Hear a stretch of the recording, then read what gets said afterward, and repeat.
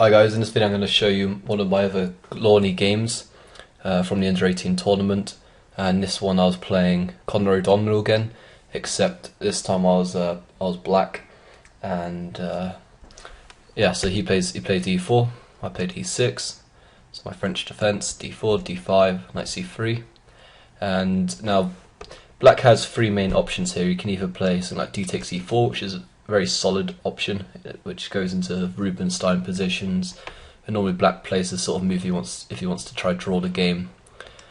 Bishop b4, now this is the most aggressive system, this is the winner, which I've been playing more lately these days, because I have this really nice line in the winner, which I could show you quickly. After bishop b4, I was going to show you the main line here. a3 takes, knight e7. So I'm going to ignore any knight f3 or a4 ideas. I'm just going to show you what I do here. This is why I like playing the winner. Takes. This is all theory. And now we're threatening queen takes e5. So they get knight e2. Now if queen takes e5, then they could take on d4. So we get knight bc6, f4. It's pretty complicated, these sort of positions. Bishop d7, queen d3. And now we can take on c3, knight takes. So parents come to b5. We go a6. And now after something like h4, we start bringing our king across, and this is the idea I like playing, this sort of line. So bringing your king to h8 to defend, to block this pawn, because then it means this rook is free to come to the c file. And now my knight's coming into f5. This knight's going to a5, and the reason this is a nice option to play is normally what happens here is something like rook b1. Knight a5, h4, castles, h5, knight f5, now preparing to go rook g3, rook h3 is played, and yeah, basically after something like knight c4, you get this sort of position, and now black is having to use his rook instead to defend against this, to stop his pawn from promoting, which is, in my opinion, not so great, because now, you know, being able to have the rook on this on c8, if you swap the king and rook in this position, and then black would have a really nice position, because the king is very well protected behind this pawn, and this is why I like playing it the other way around with this king f8 system. I actually think this is a really good way for black to play. So yeah, if you do play the winner, then I do recommend trying that line out. And okay, so the move I played in the game is the third main option. It's knight f6. So the most popular either knight f6 or bishop b4. In these positions, knight c6 I've played a couple of times. It's sort of like a Guimard position, but it's not that great, so I won't bother looking at that. Okay, so after knight f6, white has two main options here. You can either go e5 or bishop to g5. Both are pretty good. I think most of the top grandmasters play e5.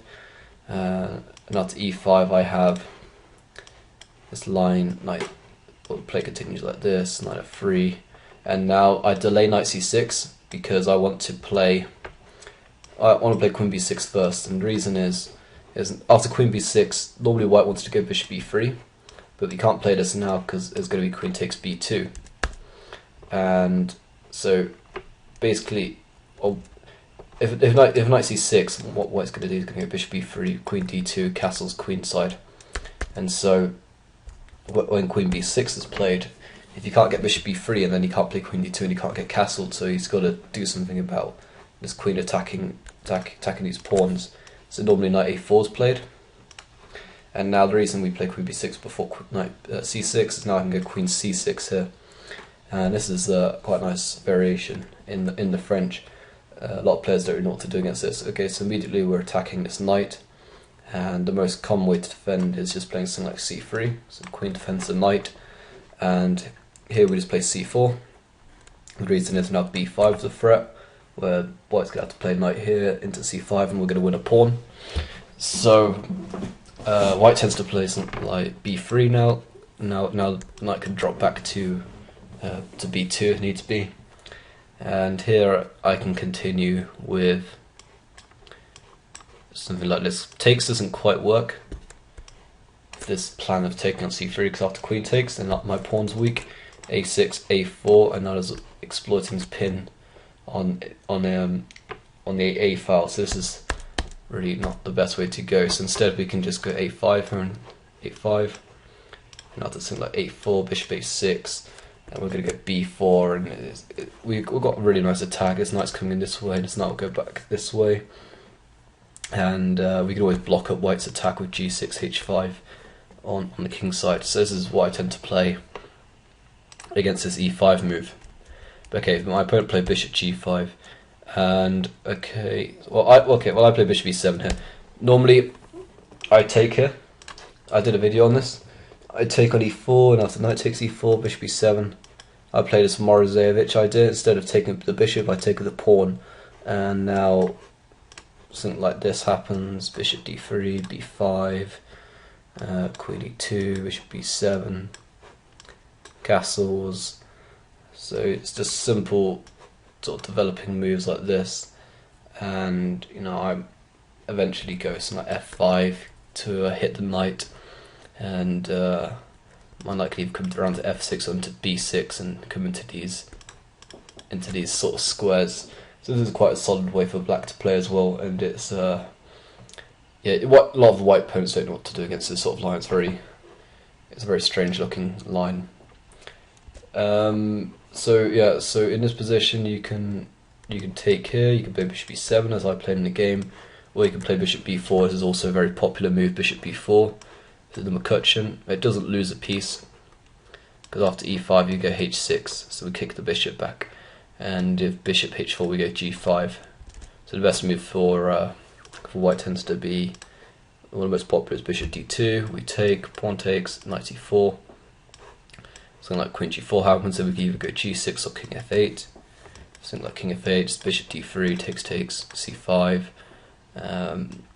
Knight F3, knight C6, H4, queen A5, and this is sort of what black plays against in this setup, and he really tries to target these pawns. He's already got his pin on the king, so now this pawn's very, very weak. So yeah, this is also a decent line to play if you want. Yeah, in the game I played bishop E7, so I thought I'd give this a try.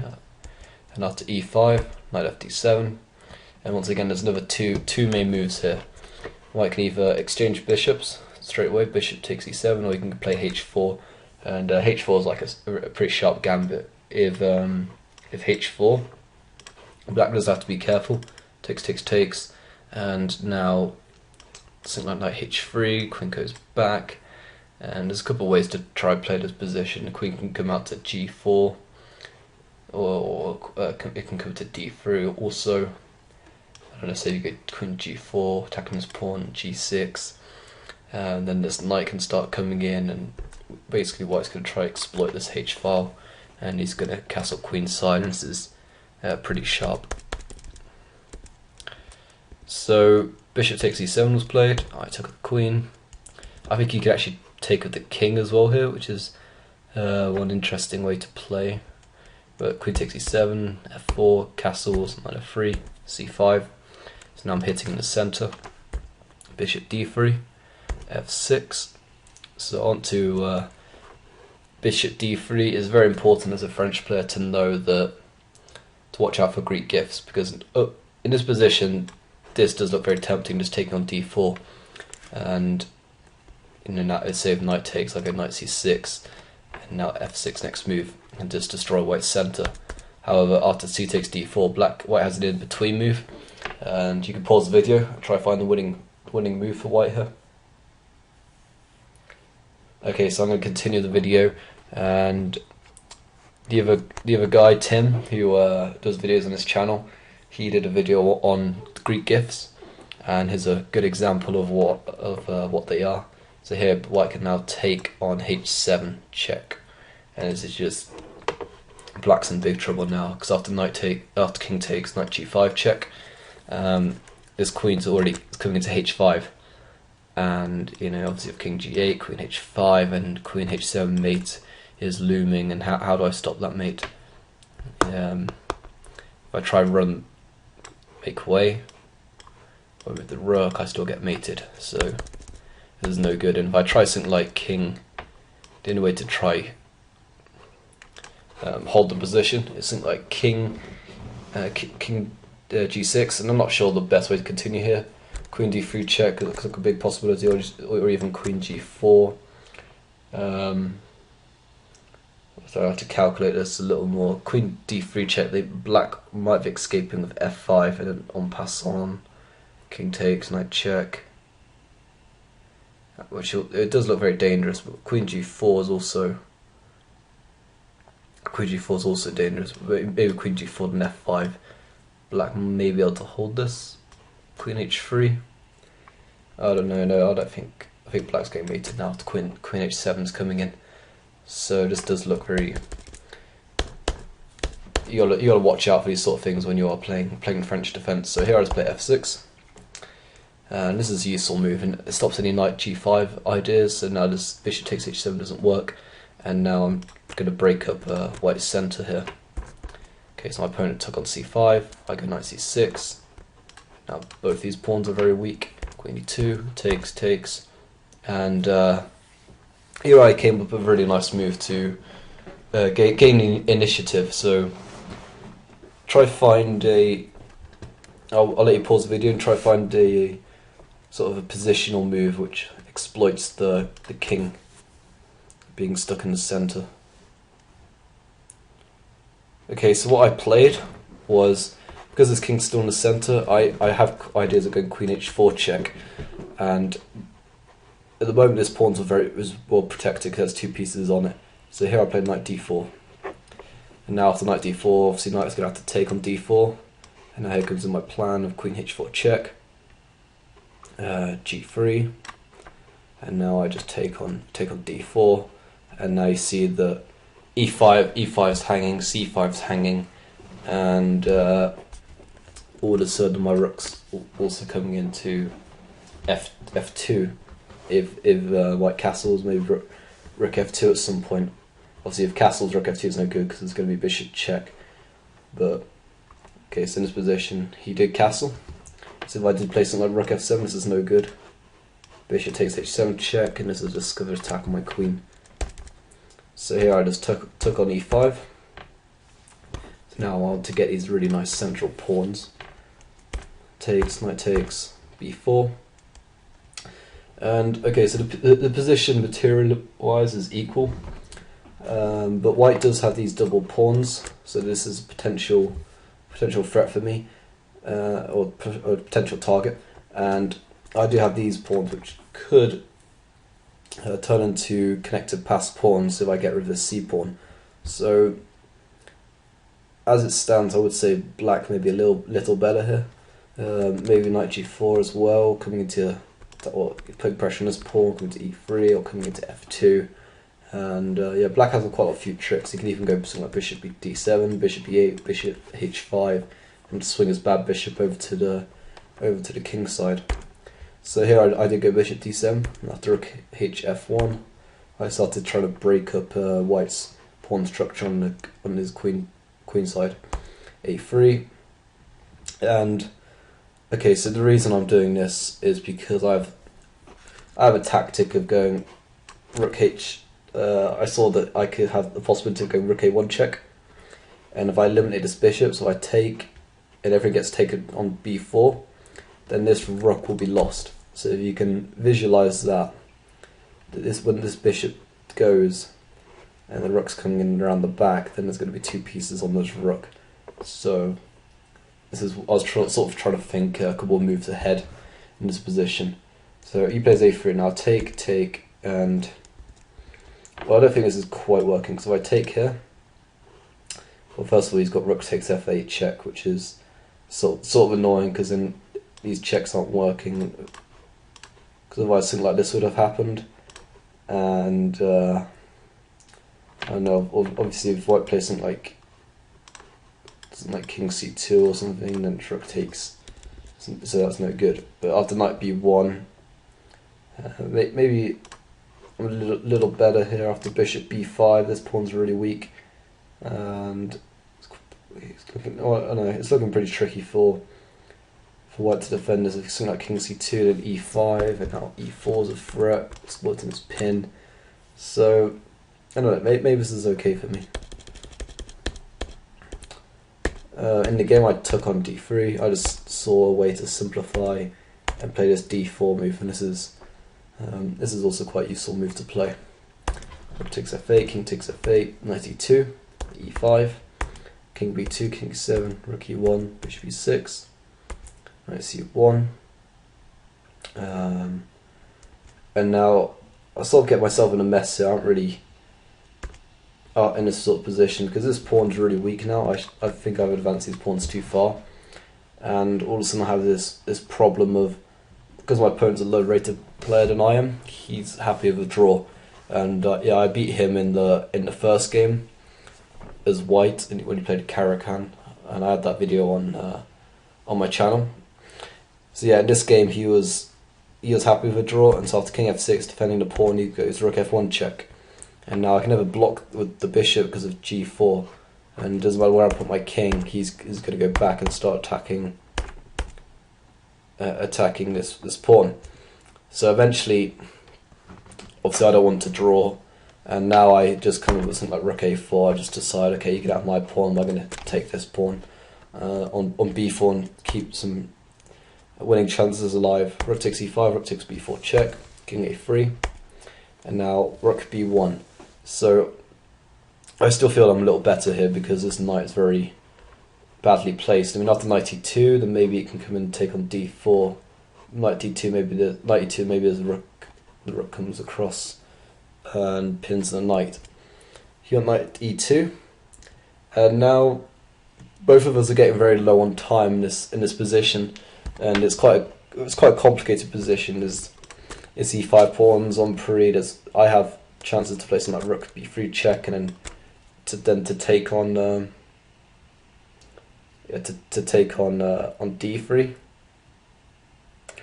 and yeah, for some reason we both blitz out these sort of moves, king b2 and then king f6, rook e4. I think that was an increment, so we're just trying to get some time back. Rook e8, bishop g6, rook f8 check, king e7, rook f2, and now maybe white had some chances before, but yeah, he didn't have any time to think about it. We both down to like last 10 seconds, so we're just blitzing out to get the increment.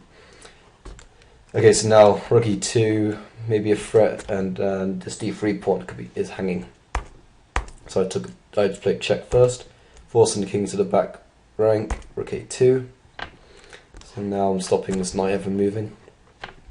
And now he went rook g2, bishop takes d3, knight f4, and now I'm easily winning now in this position. I can just blitz out all his moves, and yeah, he didn't resign for a while. And here goes. So here he's I just trapped his knight. His knight's got no squares left, and the game ends pretty shortly now. King b3 check, king d2, king d6. So I'm just winning his knight, and he decides to throw in the towel and resign here. So it wasn't the most tidy games, I guess. It was I guess in terms of a well fought battle, then both sides had good chances to win the game. I mean, I thought it was a little better, and then I didn't take advantage, and then he then had the chances to win as well, and I guess he missed them as well. And both being low on time, it was quite a horrible game for me to play. I remember at the time that I just couldn't lose to this guy. It would kill my rating. So he's a 1900, and I was rated 2160 at the time. But if I lost, I'd lose about 10 ELO points, which is quite a lot. I was hoping to gain plus 20 or something from the tournament.